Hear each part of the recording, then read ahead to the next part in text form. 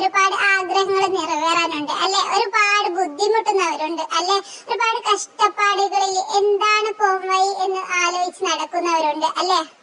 നിങ്ങൾക്ക് ഞാൻ നല്ലൊരു ആയത്ത് പറഞ്ഞു തരാം. ഈ ഒരു ആയത്ത് ബദരീങ്ങള് ബദർ യുദ്ധത്തിന് പോകുമ്പോൾ ഒരുപാട് ചൊല്ലി ഒരു ആയുധമായി കയ്യിൽ കരുതിയ ഒരു ആയത്താണ് ഇത്.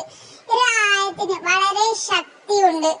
ഒരു ആയത്ത് നമ്മൾ 450 വട്ടം ആരോടും മിണ്ടാതെ ഒരു സ്ഥലത്തിരുന്ന് ഒരേ ഇരിപ്പിൽ 450 വട്ടം നമ്മൾ ഒരു കാര്യം നിയത്താക്കി ചൊല്ലി തീർത്ത് അല്ലാഹുവിനോട് ദുആ ചെയ്താൽ ഉറപ്പായിട്ടും നമ്മൾ എന്താണോ ഉദ്ദേശിക്കുന്നത് അത് നമുക്ക് സാധിച്ചു കിട്ടും.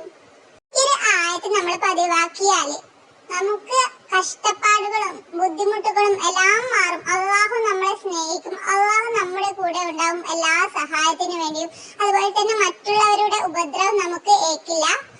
ആ ഒരു ആയത്താണ് ഹസ്ബുനല്ലാഹു വനിഅമൽ വക്കീൽ.